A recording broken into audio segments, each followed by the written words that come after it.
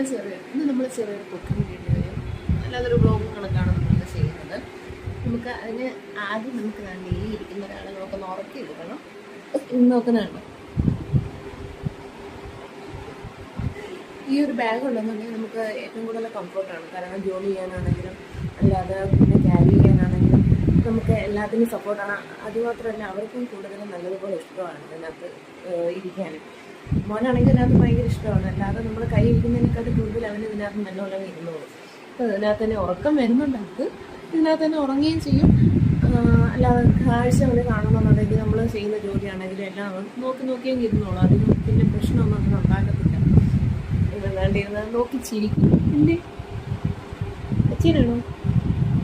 അച്ഛനാണോ നിങ്ങളുടെ?